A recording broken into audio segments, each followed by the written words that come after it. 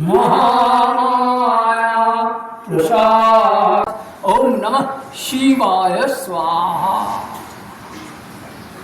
जय जय।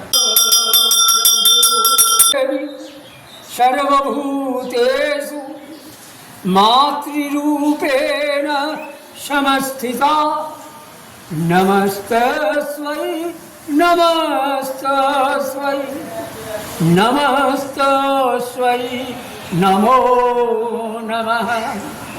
या देवी सर्वभूतेषु मातृरूपेण समस्थिता। মহামায়া মাতৃরূপে কিভাবে থাকে দেখো, একটা গরুর যখন গাভীন আছে তুমি তার চারপাশ দিয়ে যাও, গরুটা কিচ্ছু বলবে না। কিন্তু গরুটার যখন বাছুর হলো সদ্য, তুমি তার পাশ দিয়ে একবার যাও, দেখো শিং উঁচিয়ে তোমাকে তাড়া করবে, কারণ তার মধ্যে মাতৃস্নেহ জেগেছে। ওই বাৎসল্যভাবে সে গোবৎসকে রক্ষা করার জন্য মহামায়া তখন মাতৃস্নেহরূপে শিং উঁচিয়ে তাড়া করছে। মহামায়া জগতের সমস্ত মায়ের মধ্যে, মাতৃজাতির মধ্যে সন্তান প্রসবকালীন যে ব্যাকুলতা, যে আকুতি, যে শক্তি নিয়ে, যে মনোযোগ দিয়ে সন্তানকে মানুষ করেন, সেই সময়কার সেই শক্তিটাকেই আমরা বলি মাতৃশক্তি। মাতৃরূপেণ সমস্থিতা নমস্তস্मै নমস্তস্मै নমস্তস্मै নমো নমঃ। সমস্ত বিশ্বজগতের মধ্যে শুধু নয়, যেমন সংসার জগতে মা আলাদা বাবা আলাদা, কিন্তু গুরুর মধ্যে তুমি মাও পাবে, আবার বাবাও পাবে, বন্ধুও পাবে, সখাও পাবে। সমস্ত বিদ্যার গুরুর মধ্যে পাওয়া যায়। ওই জন্য আমাদের বলা হয় গুরুর মধ্যে স্থিতা মাতা, মাতৃ মধ্যে স্থিতা গুরু। মাই হলেন আদি গুরু। কারণ তোমার বাবাকে কে চেনায় না, তোমার মা চিনিয়ে দেয়। এই দেখ ওটা তোর বাবা, বল বা বা বা বলতে বলতে সেই বাচ্চা ছেলে বাবা বলা শেখে। আর ঠিক সাধনা স্তরেও তুমি সেই মহা চৈতন্যরূপী শিব বা মহা চৈতন্যরূপী পরমাত্মা রূপী শিব এবং কৃষ্ণকে তুমি কিভাবে দর্শন করবে না, আদ্যাশক্তি মহামায়া যখন কৃপা করে তোমার প্রতি প্রসন্ন হবেন, মাতৃরূপে তোমাকে সাধন ভজন করিয়ে নেবেন, নিয়ে তিনি তোমাকে ব্রহ্ম দর্শনের, মহা চৈতন্য স্বরূপ মহাপিতা দর্শনের দরজা খুলিয়ে দেখিয়ে বলে দেবেন, ওই দেখ, ওই দেখ মহা চৈতন্য স্বরূপ শিবকে, বা ওই দেখ বৈষ্ণব ভক্তের কাছে, ওই দেখ তোর মহাপরমাত্মা স্বরূপ স্বয়ং ভগবান শ্রীকৃষ্ণকে। আর সেই জন্যেই চণ্ডীতে মাতৃশক্তিকে সবার শেষে স্তব করা হয়েছে। যা দেবী সর্বভূতেষু মাতৃরূপেণ সংস্থিতা নমস্তস্मै নমস্তস্मै নমস্তস্मै নমো নমঃ। ওম या देवी सर्वभूतेषु भ्रान्तिरूपेण समस्थिता नमस्तस्मै नमस्तस्मै नमस्तस्मै नमो नमः। আদ্যাশক্তির অপূর্ব শক্তি এই ভ্রান্তি শক্তি। এই ভ্রান্তি শক্তি কি? তুমি 3 দিন আগে কি দিয়ে ভাত খেয়েছো তাই নিখুঁত বলতে পারবে না। আবার বৃদ্ধ হলে তুমি সব ভুলে যাও, তোমার স্মৃতিশক্তি আস্তে আস্তে লোপ পেতে থাকে। তিনি ভ্রান্তি রূপে তোমাকে ভুলিয়ে দিচ্ছেন তোমার সংসার জগৎ। কিন্তু এ ভ্রান্তি তো সঠিক ভ্রান্তি নয়। তুমি আবার জন্মাবে, আবার এই মায়া মোহের মধ্যে আবিষ্ট হবে। এটাই মহামায়ার ইচ্ছা, মহামায়ার নীতি। তাহলে এখানে কোন ভ্রান্তিকে বলা হয়েছে না নমস্তস্मै? একটা তো আমার শিশুকালের ভ্রান্তি, অজ্ঞানতার ভ্রান্তি।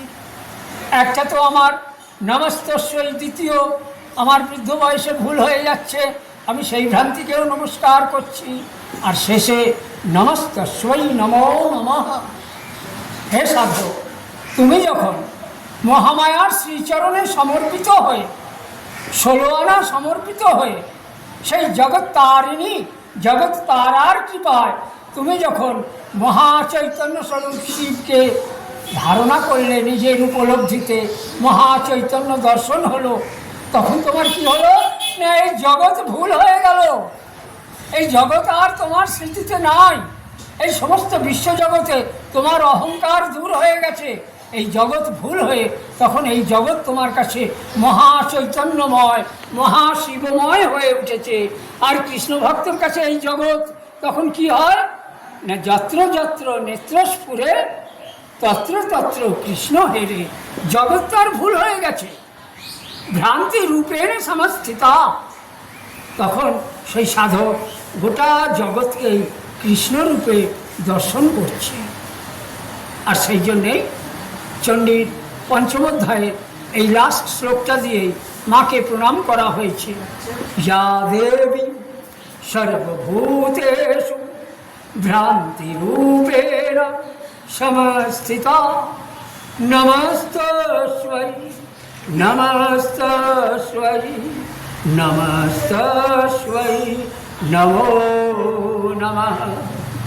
এই জগৎ ভুল হয়ে গেলে, যখন তোমার ভেতরে মহাচৈতন্য জাগ্রত হলো, যখন জগতের ওপর আর তোমার কোনো স্থূল আকর্ষণ নাই, কিন্তু তুমি জগতে আছো, তখন তোমার কি ভাব হয় না, ওম ইন্দ্রিয়াণাম অধিষ্ঠাত্রী ভূতানাঞ্চ অখিলেষু যা ভূতেষু সতত্বং তস্मै ব্যাপ্তিদেবৈ নমো নমঃ।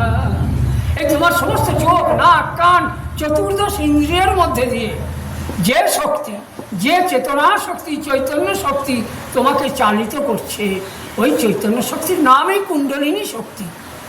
তোমার যখন কুণ্ডলিনী জাগরিত হয়েছে আর তুমি সমস্ত সর্বভূতে তোমার ওই কুণ্ডলিনী শক্তির, চৈতন্য শক্তিকে ব্যক্তিরূপে দর্শন করছো, মানে তোমার কুণ্ডলিনী শক্তি জাগরিত হলো, তুমি কুণ্ডলিনী শক্তিকে প্রণাম করছো। সর্বজীবের মধ্যে সেই কুণ্ডলিনী শক্তিকে তুমি দেখছো, যে কুণ্ডলিনী শক্তি তোমার নাক, চোখ, কান, মুখ, জিভ সমস্ত চতুর্দশ ইন্দ্রিয়কে চালনা করছে। তিনি এতদিন সর্পাকৃতি রূপে সাপের মতন তোমার মূলাধারে ঘুমোচ্ছিলেন।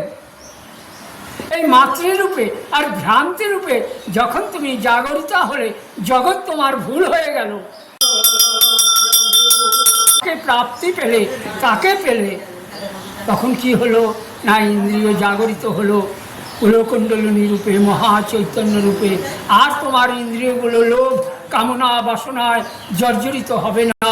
তাই তুমি স্তব করছো, ওম ইন্দ্রিয়াণাম অধিষ্ঠাত্রী ভূতানাঞ্চ অখিলেষু যা ভূতেষু সতত্বং তস্मै ব্যক্তিদেবৈ নমো নমঃ। চিতিরূপেণ ইয়াহ কৃষ্ণমে ত্বদ্ব্যাপস্থিতা জগৎ নমস্তস্मै নমস্তস্मै নমস্তস্मै নমো নমঃ। তোমার চেতনার সঙ্গে গোটা বিশ্বের চৈতন্য তখন এক হয়ে গেছে, মিলিত হয়ে গেছে। তাই তুমি আর নিদ্রিত নয়, তুমি সদা জাগ্রত। বাহ্যিক তুমি ঘুমালেও তোমার চেতনার মধ্যে তুমি কুণ্ডলিনী জাগ্রত করে জাগরিত হয়ে শরীরকে বিশ্রাম দিচ্ছ। এটাকেই বলা হয় যোগীর ভাষায় যোগ নিদ্রা। তখন চিতিরূপে মানে চেতনা রূপে তুমি সর্বত্র সর্বদাই জাগরিত রয়েছ। জয় মা, জয় মা, জয় মা, জয় জগৎগুরু, জয় জগৎগুরু, জয় জগৎগুরু কি জয়।